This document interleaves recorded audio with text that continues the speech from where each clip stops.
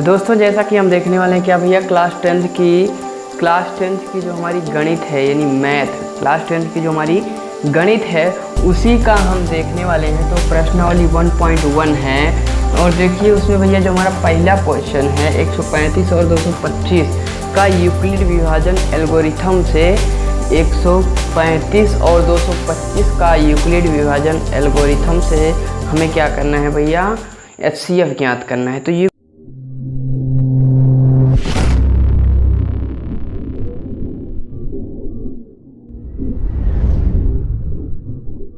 Euclid विभाजन algorithm क्या होता है पहले ये देख लेते हैं भैया। तो क्या होता है हमारा जो यूक्लिड विभाजन एल्गोरिथम होता है, देखिए यूक्लिड विभाजन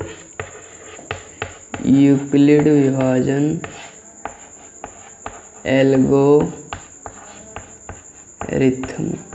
ठीक। यूक्लिड विभाजन एल्गोरिथम जो होता है हमारा होता है भैया A बराबर B Q प्लस R, ठीक है ना।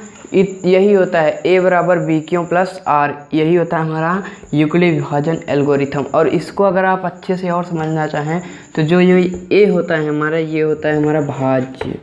क्या होता है भैया, भाज्य बराबर भाजक गुणे भागफल प्लस शेषफल। बस इतनी सी बात है बाबू, और कुछ करना नहीं है दोस्तों। तो क्या होता है भाज्य बराबर भाजक गुणे भागफल प्लस शेषफल।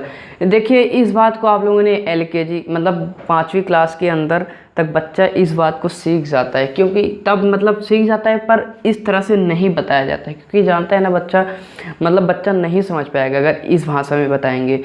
तो भैया अगर बच्चे को इस भाषा में बताएंगे तो वो नहीं समझ पाएगा, इसीलिए उसे क्या कहते हैं इस तरह से बताते हैं कि जो हमारा ये भाग में होता है यहाँ पर क्या होता है भैया A होता है, यहाँ पर B होता है, यहाँ पर Q होता है और जो हमारा बचता है रिमाइंडर वो R होता है, ठीक। जो बचता है रिमाइंडर वो हमारा R होता है। और इसी को जब हम क्या कहते हैं कि बच्चों को बताया जाता है तो क्या कहते हैं भैया कि ये जो A है, जो मतलब जैसे आपने कोई भाग आपको दिया गया, छोटे बच्चे को अगर कोई भाग आपको दिया गया तो आप क्या करते हैं, तो आपको ये कहा जाता है, जैसे आपको लगा लिए बट आपको किसी टीचर से नहीं चेक कराना है, आपको अपने आप खुद से चेक करना है। तो आप क्या करेंगे भैया, आपको यही बताया जाता है कि इसका इससे गुणा कर दीजिए और इसको जोड़ दीजिए। तो आपने वही तो किया है, भाज्य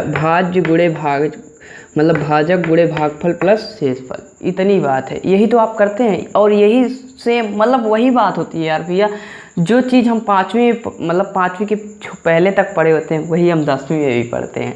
तो ठीक है ना, इतनी बात होती है। इसको आप मेरे हिसाब से समझ ही गए होंगे, A बराबर B Q प्लस R, ठीक है ना।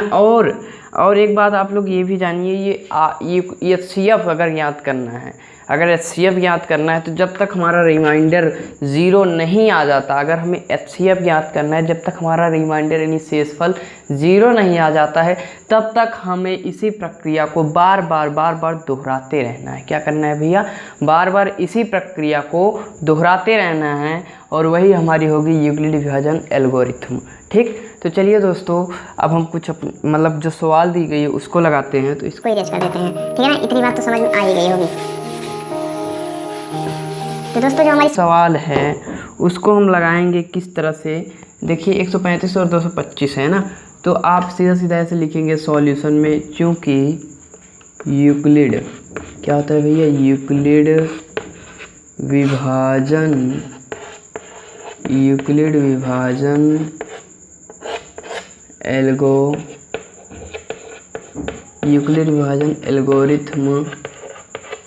एल्गोरिथम से, ठीक। बस इतना आपको लिखना है। पहले क्या लिखना है, यूक्लिड विभाजन एल्गोरिथम से, फिर आपको ये लिख देना है A बराबर B Q प्लस R, ठीक। इतनी बात, ठीक है ना, इसमें कोई प्रॉब्लम नहीं होनी चाहिए।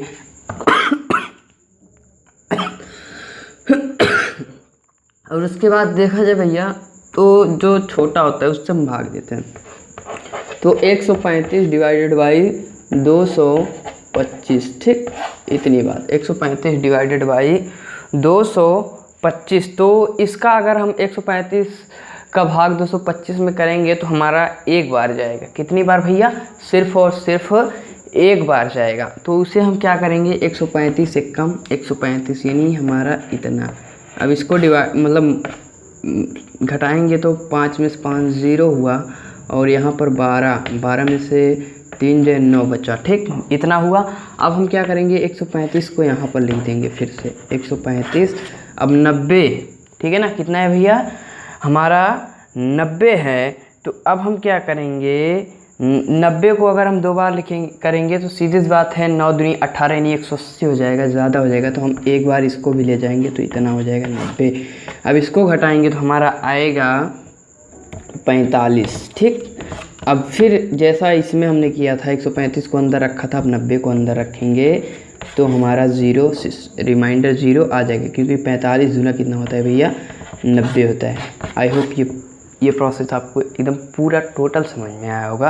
तो चलिए दोस्तों, अब हम इसको यूक्लिड विभाजन एल्गोरिथम के रूप में कन्वर्ट करके देख लेते हैं। आपको ये अगर आप मतलब नहीं लगाएंगे, ये रफली करना है आपको, ये आपको रफली करना है, इसमें आपको कोई प्रॉब्लम नहीं होनी चाहिए। मतलब कि ये अगर आप नहीं करेंगे डायरेक्ट, आप ये जो आप करने जा रहे हैं उसको कर देंगे, मगर इसको बिगन लगाए आपको कर भी नहीं सकते हैं। ठीक है ना।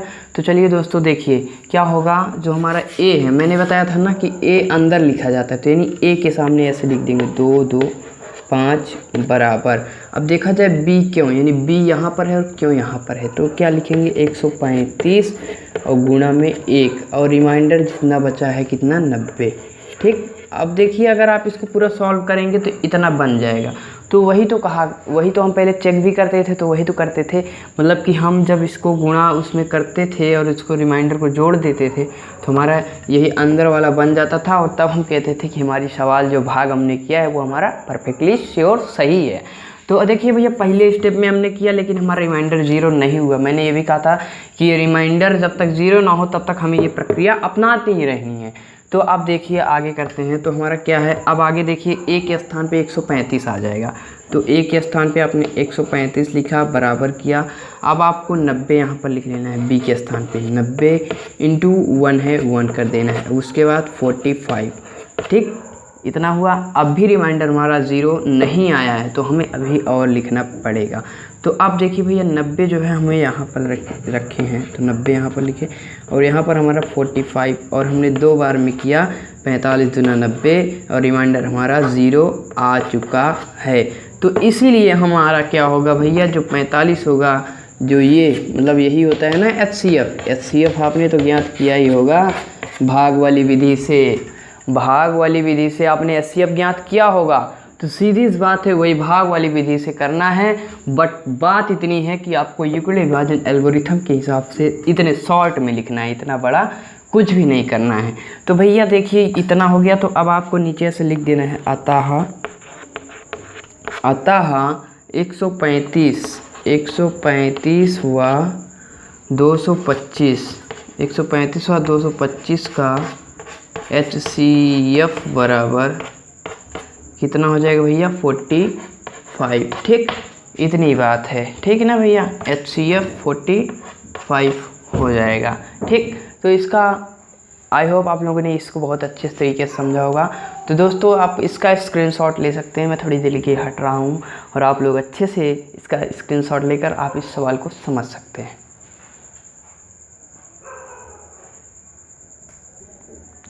तो दोस्तों अब हम आ गए हैं, देख लीजिए हमारी दूसरी सवाल में, जिसमें हमारा क्या है 196 और 38,220 का हमें क्या करना है HCF ज्ञात करना है, वो भी यूक्लिड विभाजन एल्गोरिथम से। मतलब जैसे पिछली सवाल को हमने सॉल्व किया था एकदम वही मतलब एकदम वही करना है। तो दोस्तों इस बार मैंने भाग पहले से कर लिया है ताकि आप लोगों को बताने में प्रॉब्लम ना हो।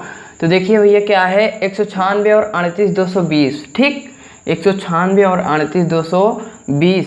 तो इसका हमने क्या किया है 196 और 38,220 को देखिए भैया इस बार मतलब ये थोड़ा बड़ा था, इसलिए हमें क्या करना पड़ा, सिर्फ डिवाइड, मतलब कि वो समझ लीजिए ये भी HCF ही है, लेकिन क्या हुआ मतलब पूरा एक बार में नहीं कर पाता ना, तो इस वजह से हमें क्या करना पड़ा भैया, इसको तोड़ के करना पड़ा है।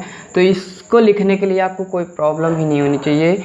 आपको ये मान लेना है। तो आपको ऐसे लिख देना है 38,220 बराबर, अब उसके बाद बी आपको ये लेना है 196 गुना 195 और रिमाइंडर 0। ठीक, इस वाले में कुछ करना ही नहीं है, सिर्फ इतना ही आपको लिखना है। बस आपको ये भाग जो है यही टोटली कंठस्थ अच्छे से करना है और कुछ नहीं करना है। ठीक है ना, इतना हुआ। अब आपको सीधा सीधा यहाँ पर लिख देना है, क्योंकि यही होगा हमारा।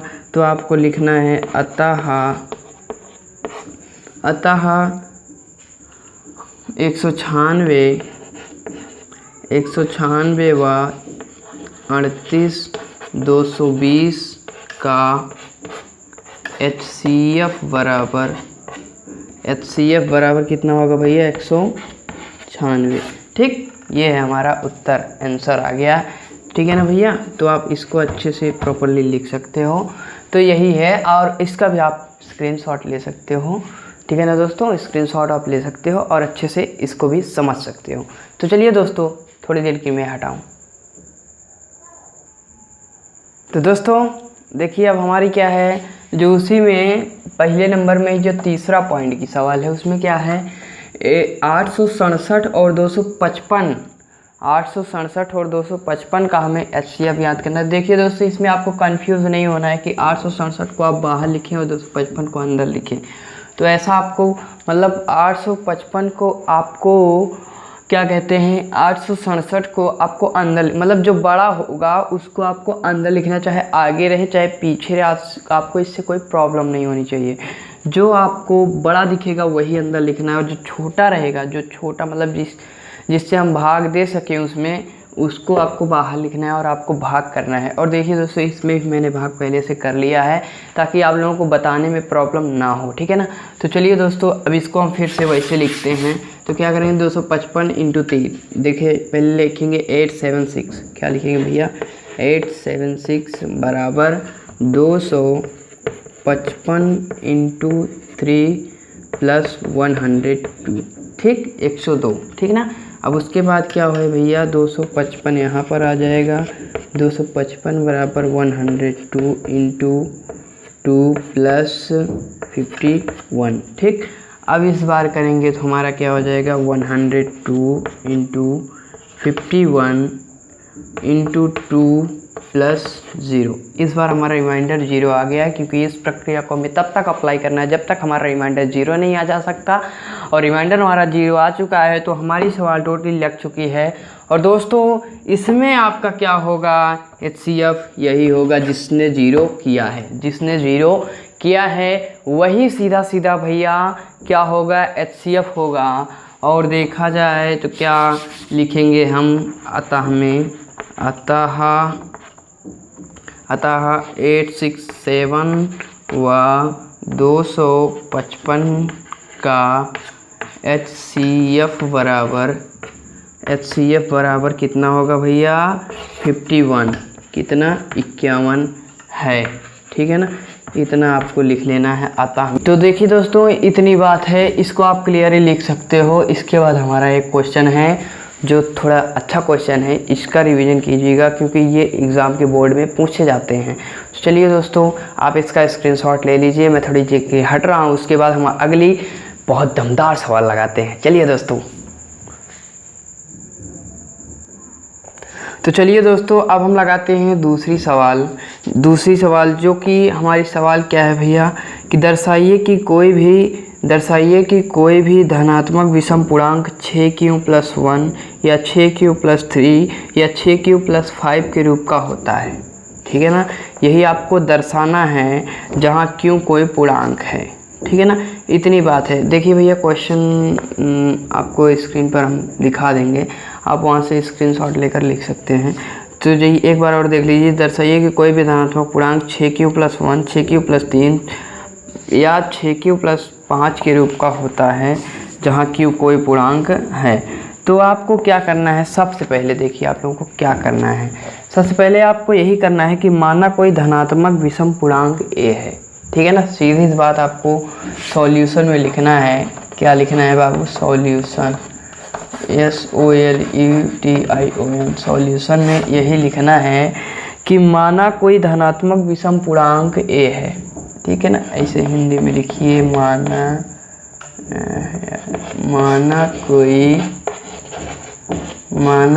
कोई धनात्मक, देखिए भैया धनात्मक विषम पूर्णांक आपको मानना है, क्योंकि उसमें वही कहा है धनात्मक विषम पूर्णांक 6q+1 6q+3 6q+5 के रूप का होता है, इसलिए आपको धनात्मक विषम पूर्णांक ही मानना पड़ेगा।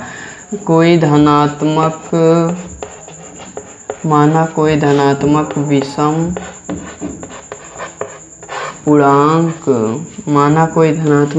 पूर्णांक क्या है भैया, a है, ठीक। इतनी बात आपको शुरुआत में लिखनी है कि माना कोई धनात्मक विषम पूर्णांक a है जहाँ b बराबर 6 है। क्या है भैया, जहाँ b बराबर 6 है। देखिए भैया पहले उसमें बनाना क्या है उसको हम लिख लेते हैं, तब हम आपको और अच्छे समझा पाएंगे। जो बनाना है क्या है, 6q+1 6q+3 और 6q+5, ठीक। विषम ही लिया गया है इसमें, ठीक है ना। तो भैया देखिए 6q+1 तो b बराबर 6 हमारा होगा, क्योंकि ये देखिए भैया क्या है, मतलब कि ये जो आप लिखते हो a बराबर b q+r, तो यानी b बराबर हमारा 6 होगा इसमें, ठीक है ना। तो वही मतलब जो यहाँ पर रहता है उसी को हम b बराबर मानते हैं, ठीक है ना, उसी को हम b बराबर मान लेते हैं, ठीक है ना। तो इसके आगे देखिए भैया क्या है, चूँकि b q का क्या है, गुणांक है। जो गुणांक होता है मैं बताया ना, जो गुणांक होता है वो b ही माना जाता है। ऐसे आप लिख सकते हैं, क्योंकि 6q का गुणांक है, ठीक, क्योंकि 6q का गुणांक है। अब उसके बाद आपको कुछ नहीं करना है, बस यूक्लिड एल्गोरिथम लगा देनी है। तो आपको लिखना है कि यूक्लिड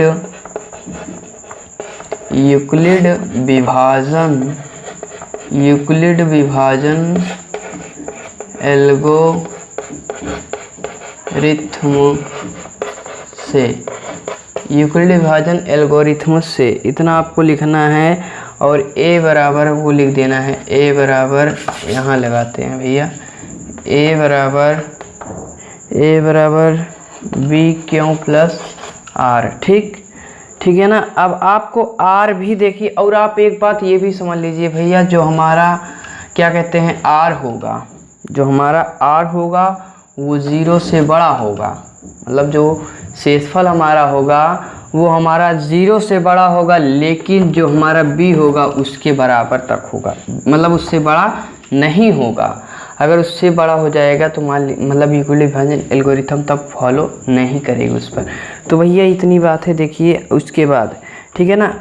अब इसमें देखिए आपको रखना है, क्या करना है भैया, b के जगह पर जो 6 हमने माना है b बराबर 6, आपको वही रख देना है। तो आप जब रखेंगे तो क्या बन जाएगा, a बराबर 6q+r, तो इसी को आप मान लेना है समीकरण नंबर 1, ठीक। पहला समीकरण आप मान लेंगे, और जहां मैंने बताया ना कि जो b होगा b से बड़ा r नहीं हो, 0 से कम 0 नहीं हो सकता r, क्योंकि अगर 0 हो जाएगा तो जाहिर सी बात है सब कुछ हमारा निकल ही आएगा। और जो हमारा b होगा उससे बड़ा नहीं हो सकता, तो हमारा r का मान जाहिर सी बात है हमारा क्या क्या हो सकता है, 0 हो सकता है, 1 हो सकता है, 2 हो सकता है, 3 हो सकता है, 4 हो सकता है, 5 हो सकता है, मगर 6 नहीं हो सकता, ठीक है ना। 5 तक हम जा सकते हैं। तो अब देखिए भैया r का मान समीकरण 1 में रखने पर, ठीक है ना।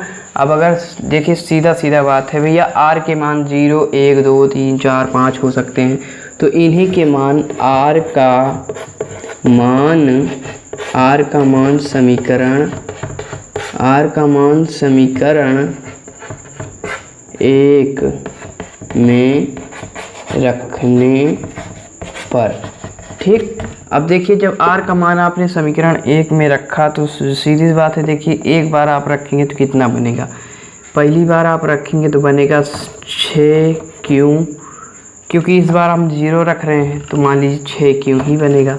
अब अगली बार देखिए क्या बनेगा, 6q+1 बनेगा। अब अगली बार देखिए क्या बनेगा, 6q प्लस 2 बनेगा, ठीक है ना, 2 बनेगा। अब अगली बार बनेगा 6q प्लस 3 बनेगा, अगली बार बनेगा 6q प्लस 4 बनेगा, और अगली बार बनेगा हमारा 6q प्लस 5। अब इसमें अगर देखा जाए तो हमें लाना क्या था, 6q plus 1, 6q plus 3, 6q plus 5। तो 6q plus 1, 6q plus 3, 6q plus 5 इतना आ गया है ना हमारा। तो देख भैया इसके बाद हम क्या करेंगे, जब हमारा इतना आ गया है तो क्या कहते हैं, इसमें हमें क्या कहा है कि धनात्मक विषम पूर्णांक होने चाहिए वो, अतः कोई धनात्मक विषम, देखिए तो जो हमारा क्या होगा धनात्मक। अब इसमें देखो अगर इसको धनात्मक वो भी विषम का मतलब होता है जो 2 से भाग ना हो। आपको कुछ भी नहीं करना, सब में 2 से भाग लगाना है, कुछ करना ही नहीं है, सब में 2 से भाग लगाइए। इसमें लगाएंगे 2 3 6, यानी कि ये हमारा नहीं होगा, ये हमारा सम पूर्णांक होगा। तो इसलिए हम इसको अपनी कैटेगरी में नहीं लेंगे, ठीक है ना, इसलिए हम इसको अपनी कैटेगरी में नहीं लेंगे। इसमें 2 से करेंगे तो इसमें तो लग जाएगा, लेकिन इसमें नहीं लगेगा, तो ये हमारी कैटेगरी वाला होगा, ये विषम होगा। अब उसके बाद इसमें 2 से करेंगे तो 2 3 6 ये भी कट जाएगा, ये भी 2 से कट जाएगा, तो यानी इसको भी अपनी कैटेगरी में नहीं लेंगे। अब इसमें 2 से करेंगे तो ये कटेगा, लेकिन ये नहीं कटेगा, तो ये हमारी कैटेगरी का है। और इसको करेंगे 2 से तो ये भी कट जाएगा, 2 3 6, 2 दूनी 4, मतलब कि ये भी हमारी कैटेगरी का क्या है भैया, नहीं है। और इसमें 2 से करेंगे तो ये तो कटेगा, मगर ये नहीं कटेगा, तो ये भी हमारी कैटेगरी का होगा।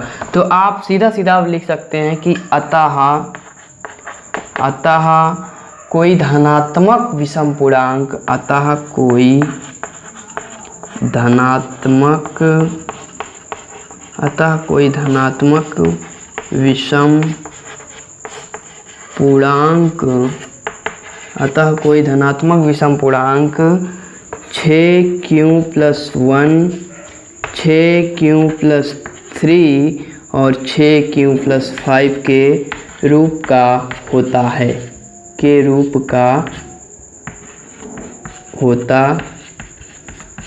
है, ठीक। इतनी बात है भैया। मेरी राइटिंग शायद ठीक नहीं बन रही है, आप इसको समझ सकते हैं। तो भैया इतनी बात है, और आज का लेक्चर हम इतना ही करेंगे। तो दोस्तों जाते जाते इस वीडियो को लाइक और चैनल को सब्सक्राइब करना मत भूलिएगा। और दोस्तों हमारे साथ बने रहने के लिए चैनल को सब्सक्राइब कर ऑल पर प्रेस कर दीजिएगा, ताकि हमारे वीडियो का लेटेस्ट आप लोगों को मिलता रहे। और दोस्तों कमेंट में ज़रूर बताइएगा हमारा पढ़ाया हुआ आपको कैसा लगा। अगर अच्छा लगा तो कमेंट करिए यार, थोड़ा मोटिवेशन जरूर दिया करो। दोस्तों इतनी थी